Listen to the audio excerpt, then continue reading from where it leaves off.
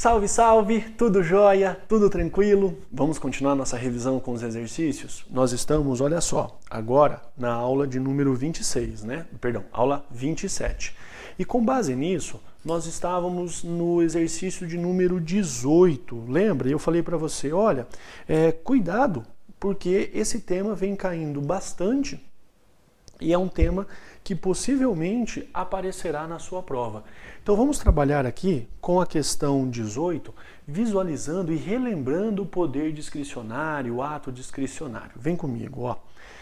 Quando eu falo do ato ou do poder discricionário, então quando nós trabalhamos aqui com um ato ou um poder discricionário. A discricionariedade, ela está atrelada com a conveniência e com a oportunidade, que é visualizada sempre no caso concreto. Então existe uma certa liberdade para o administrador, no caso concreto, tomar a melhor decisão. Só que essa liberdade, quem fixa essa liberdade é a lei. E se é a lei que fixa essa liberdade, automaticamente essa liberdade ela é relativa. Por que ela é relativa? Porque a lei fixou as margens. E aí você tem que lembrar que discricionariedade não tem absolutamente nada a ver, é diferente de arbitrariedade. Então, quando eu falo de um ato discricionário, ele não se confunde com o ato arbitrário, até porque o ato arbitrário ofende a lei, o ato arbitrário é um ato nulo. Ótimo. Lembrando disso, vamos lá agora visualizar a afirmativa da questão 18. O poder discricionário, olha só, problema, é poder absoluto e intocável? Nossa Senhora, dá até medo. Jamais, concretizando-se no momento em que é o ato praticado pela administração. Sim, nós vamos visualizar essa discricionariedade dentro do caso concreto, mas ele não é absoluto, ele não é intocável, né? Ele é quase imortal, um Highlander. Não tem nada disso, pelo amor de Deus. Muito pelo contrário, né? Quando nós falamos de discricionariedade, essa discricionariedade ela é sempre relativa. Perfeito? Vamos para frente. Vamos agora, então errado, óbvio, questão 19. Tendo em vista que o Estado desempenha 3 funções básicas, então quando nós analisamos a estrutura estatal, então o Estado, através do Legislativo, do Executivo e do Judiciário, ele tem que administrar, e isso é tarefa do Executivo, ele tem que legislar, e isso é a tarefa do Legislativo.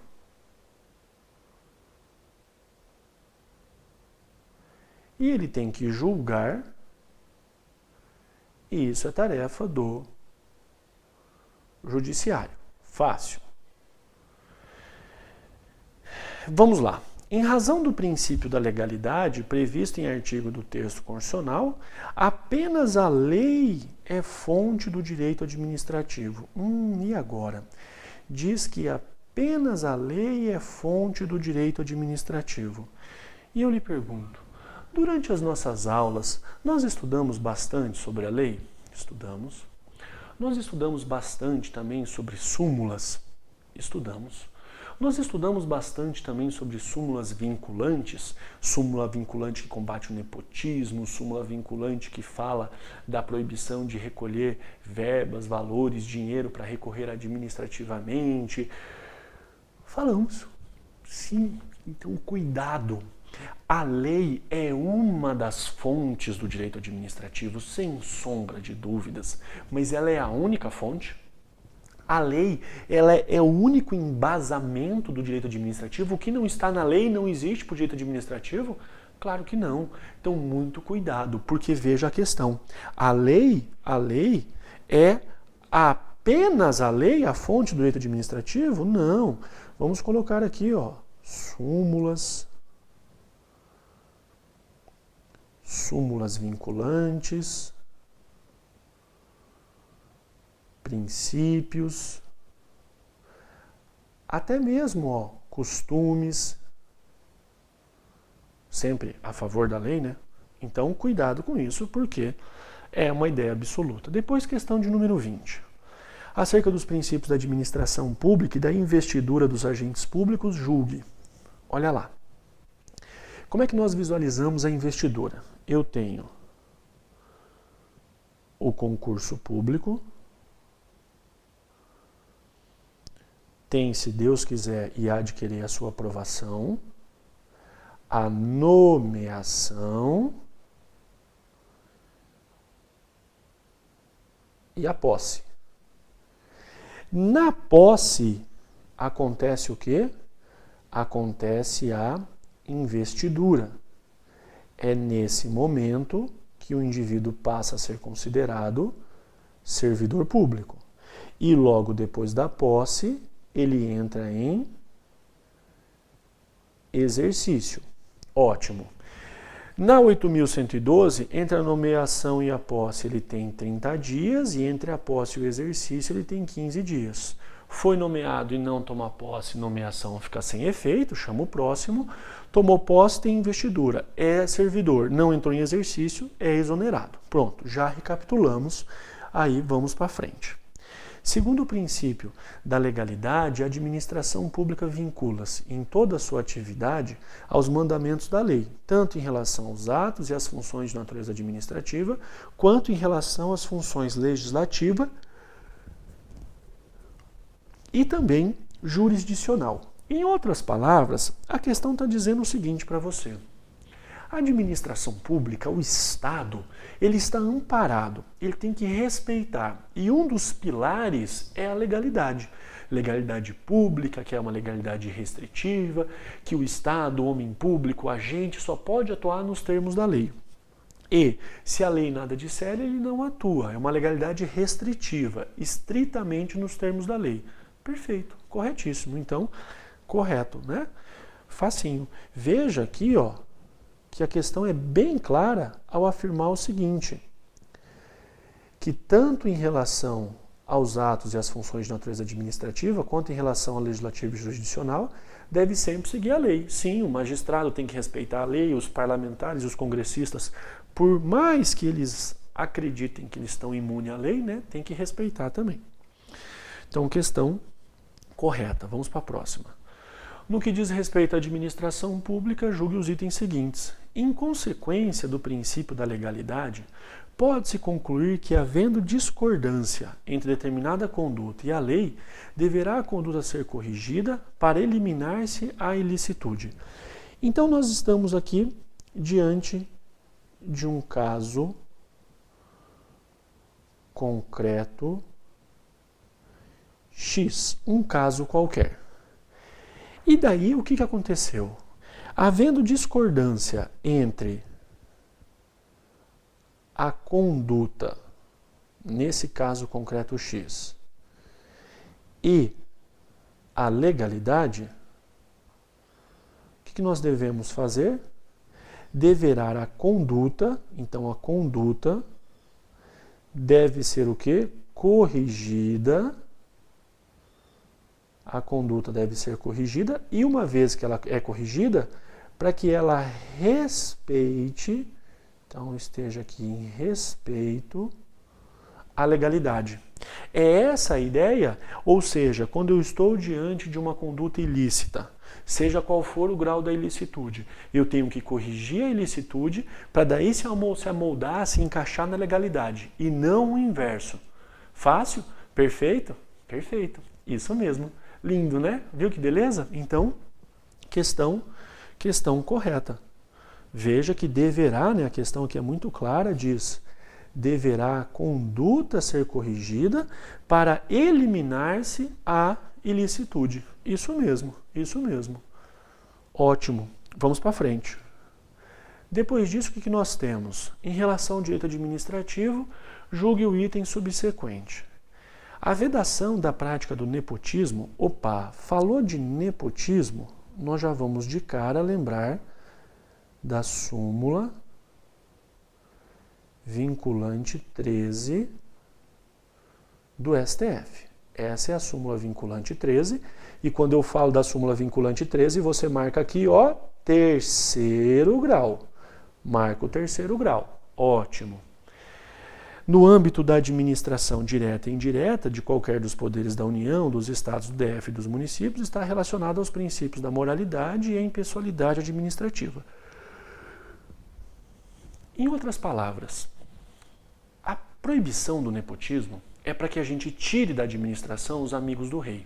É para que a gente tire da administração aquela noção de ser um cabide de empregos, não é? Ah, minha filha vem para a administração, meu filho vem, minha mulher, meus sobrinhos, genro. Não, pera lá, isso aqui vai virar zona daqui a pouco, né? No bom sentido da palavra. Então entenda que quando nós falamos de súmula vinculante 13, de nepotismo, quais são as ideias que podem surgir para você? Podem cobrar. Impessoalidade. Podem cobrar moralidade e podem cobrar também o agente político. Lembra que o agente político ele não é restrito pela súmula vinculante 13? Mas aqui a questão disse, está relacionado aos princípios da moralidade e da impessoalidade, verdade? Verdade, correto. Olha lá, afirmativa correta. Perfeito. Vamos para frente. Quanto aos princípios jurídicos aplicáveis à administração pública, julgue os itens a seguir. De acordo com a doutrina, o regime jurídico administrativo abrange tanto as regras, então quando nós falamos de um regime jurídico de direito público, de um regime jurídico administrativo, eu trabalho com o quê? Eu trabalho com regras e eu trabalho também com princípios, os quais são considerados recomendações para a atividade da administração pública. Aqui nós temos um probleminha, né? A palavra recomendação, parece que o princípio é assim: olha, você tem que ser honesto, tem que agir com moralidade, eu estou te recomendando. Parece que você tem que agir com legalidade, é só uma recomendação. Se quiser faz, se não quiser não faz. Essa palavra foi extremamente utilizada aqui de forma infeliz, mas o gabarito deu como correta. E preponderou qual a interpretação da banca aqui? Essa questão aqui foi do CESP. Preponderou o seguinte, ó, que quando nós estamos nesse regime jurídico de direito público, ele é formado tanto por regras quanto por princípios. Então, todo o LIMP está dentro dos princípios, toda a responsabilidade do Estado, a organização da administração pública, dentre outros temas, estão dentro das regras. Em outras palavras, tanto as regras quanto os princípios, eles são o quê? Eles são complementares, eles estão dentro do mesmo regime jurídico. Nós visualizamos dentro daquilo que diz respeito ao mesmo sistema. Então, quando nós falamos de um ordenamento jurídico, esse ordenamento jurídico é composto pelo quê? Pelas regras e pelos princípios. Não é a palavra mais adequada essa aqui, né? Recomendação. Mas, como eu lhe disse, a banca considerou correta. É uma questão, no mínimo, polêmica. Vamos continuar? Vem para cá. Questão 24. Quanto aos princípios jurídicos aplicáveis à administração pública, julgue os itens a seguir. A atribuição do nome de determinado prefeito em exercício à escola pública municipal constitui infringência ao princípio constitucional da impessoalidade, mesmo que tenha caráter educativo, informativo ou de orientação pessoal. Você fala, pera lá, Barbieri, nós resolvemos uma questão muito parecida com essa nas aulas passadas, que era sobre o Nelson Mandela. E a questão era a seguinte: o governador dá o nome de Nelson Mandela a uma escola pública. Feriu a impessoalidade? Não, porque não é o nome do governador, não é o nome da mulher dele, não é o nome do filho dele, concorda? Agora veja só, cuidado, muito cuidado aqui. Essa questão é ao contrário. Ela diz assim, ó, que a atribuição do nome de determinado prefeito em exercício, opa, não é uma homenagem aqui, não é que o indivíduo colocou lá Escola Mário Covas ou etc. Não, ele, prefeito, em exercício, a escola pública municipal, infringe o princípio constitucional da impessoalidade? Claro que infringe. Por que que infringe? Fácil. Porque mesmo que tenha um caráter educativo, informativo ou de orientação pessoal, esse tratamento foi um tratamento com pessoalidade. Então infringiu, sem sombra de dúvidas. E para que não fique nenhuma sombra aqui, que você fala, puxa, Barbieri, será? Veja que o prefeito ele está em exercício. O prefeito está em exercício. Entendeu? Então cuidado com isso, tá bom? Feriu sim, porque o tratamento foi dado com pessoalidade. Questão correta. Vamos para a próxima. Acerca de Estado, governo e administração, julgue os itens a seguir. A administração, então quando eu falo da administração, ela é um aparelhamento do Estado. Então Estado e administração não se confundem. Pré-ordenado a realização dos seus serviços com vistas à satisfação das necessidades coletivas. Você fala, Barbieri, pera lá.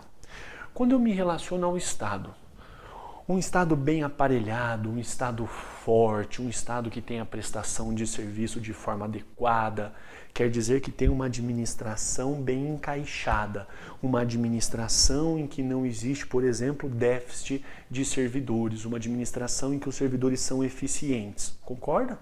Então, ótimo. Volta para a leitura. A administração é um aparelhamento do Estado, pré-ordenado à realização dos seus serviços. Então, eu tenho aqui a figura do Estado, mas o Estado, para fazer a prestação dos serviços, ele tem que estar estruturado, ele tem que ter uma estrutura. E aqui nós temos a administração. Veja que essa administração está em minúsculo, né? Ó, A em minúsculo. Com vistas à satisfação das necessidades coletivas. Então a prestação de serviço e tudo mais é sempre naquilo que diz respeito ao bem comum, sempre as necessidades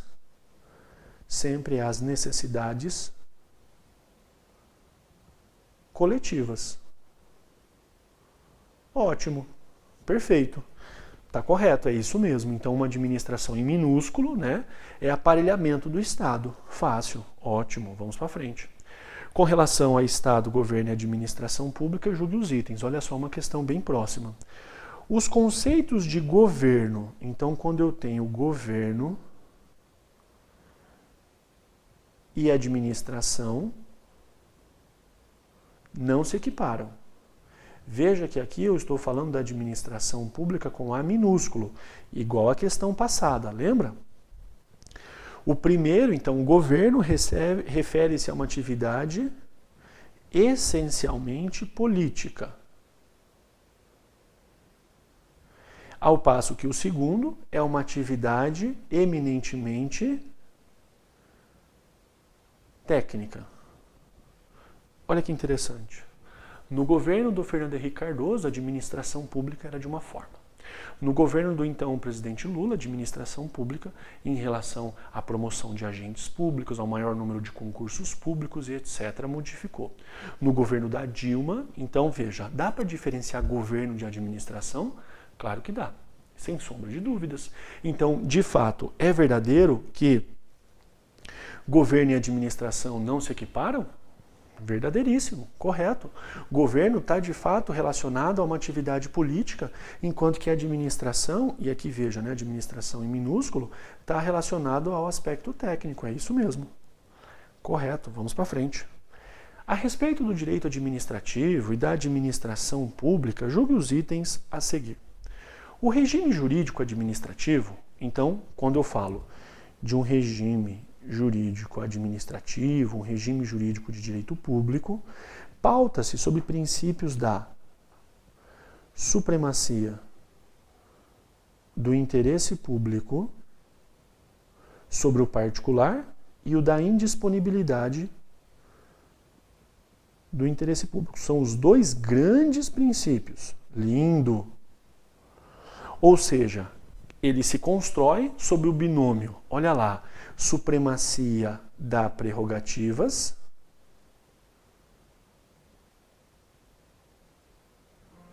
e a indisponibilidade nós podemos completar aqui, impõe as limitações.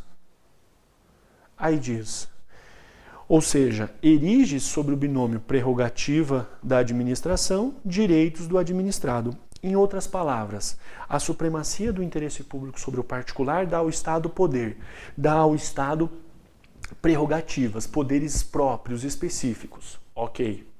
Mas, do outro lado, esses poderes não podem ser absolutos. Então, do outro lado, vem a indisponibilidade e fala, meu filho, vamos devagar, porque assim como você, Estado, tem prerrogativas, os cidadãos aqui têm direitos, então eu vou limitar. Fácil? Fácil. E supremacia e indisponibilidade se encaixam, se amoldam, eles estão numa relação de complementariedade? Isso. A supremacia puxa para um lado, a indisponibilidade puxa para o outro, tentando sempre manter o equilíbrio. Ah, que bonito, hein? Lindo. É só isso. Bem fácil, não tem dúvida. E agora, correto ou não? Corretíssimo. Ó, vamos para frente.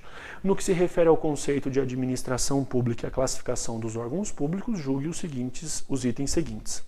Administração pública em sentido orgânico designa os entes que exercem as funções administrativas, compreendendo as pessoas jurídicas, os órgãos e os agentes incumbidos. Você fala, Barbieri, que papo é esse de sentido orgânico? Olha o macetinho, você nunca mais esquece. Fica assim, ó. Eu tenho... Opa, não é para usar o vermelho, né? Eu tenho administração pública, tá vendo, ó? Administração pública em sentido orgânico. Você fala, Barbieri, na prova eu fiquei na dúvida, eu preciso de socorro. Que diabo pedir socorro? Como é que você pede socorro lá nos filmes norte-americanos? SOS, em inglês, salve as nossas almas. Ó, que profundo. Então, se você precisa pedir socorro,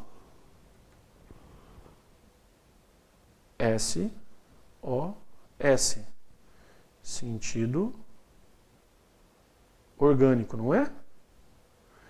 SOS é bem grande? SOS é bem grande, em maiúsculo, não é? Então eu falo das pessoas jurídicas, União, Estados, DF, municípios, tudo isso. Perfeito? Corretíssimo. Então lembra, falou de administração pública em sentido orgânico, lembra do SOS, é a organização do Estado, administração grandona, União, Estados, DF, municípios, são as pessoas jurídicas, enquanto que a administração pública em sentido minúsculo, né, aqui não mais o A em maiúsculo e nem o P em maiúsculo, mas em minúsculo, é a ideia da prestação de serviços. Já falamos sobre isso nos exercícios passados. Consoante aos princípios da administração pública, assinale a opção correta. De acordo com o princípio da publicidade, então vamos marcar aqui, ó. De acordo com a publicidade, toda e qualquer atividade administrativa deve ser autorizada por lei?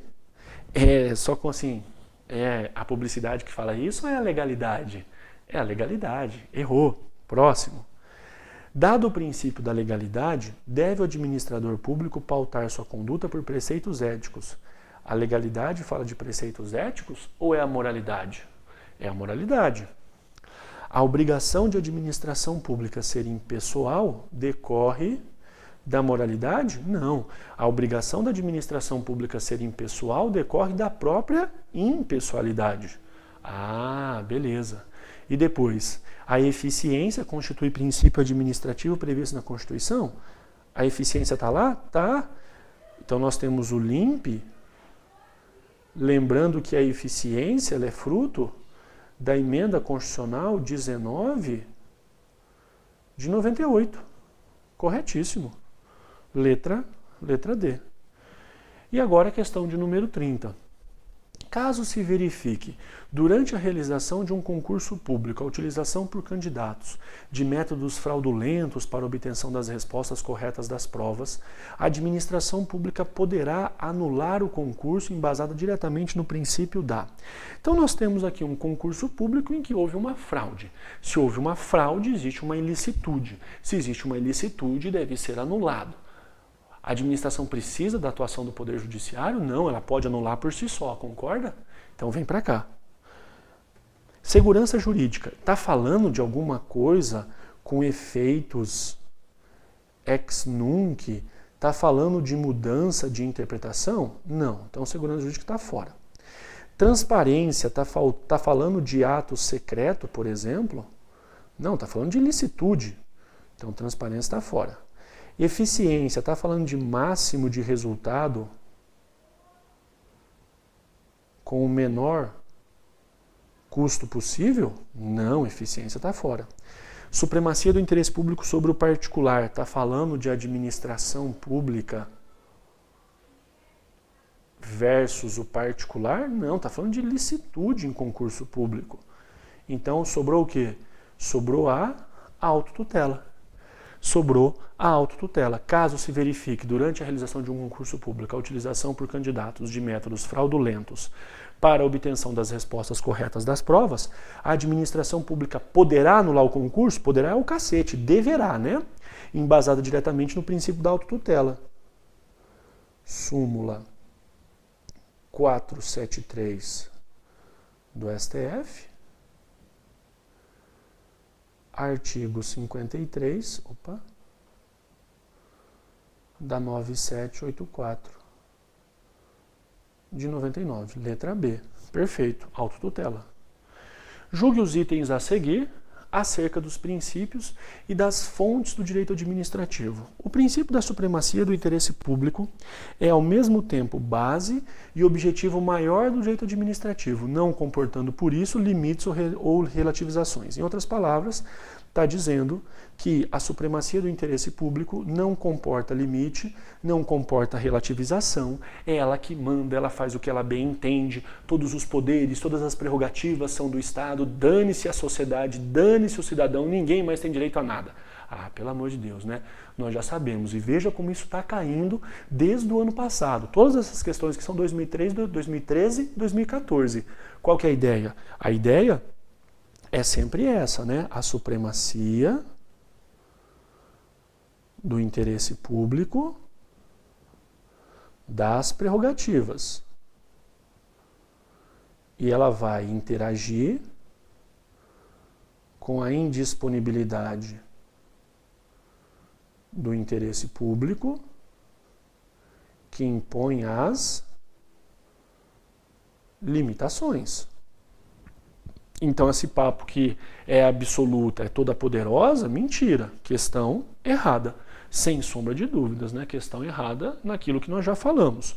São princípios que se complementam, não é uma ideia aqui de absoluto. Perfeito? Fácil? Então na próxima aula eu volto para nós continuarmos os exercícios, tá bom? Fica com Deus, tudo de bom, muito sucesso, ótimos estudos para você e a gente se vê. Até lá!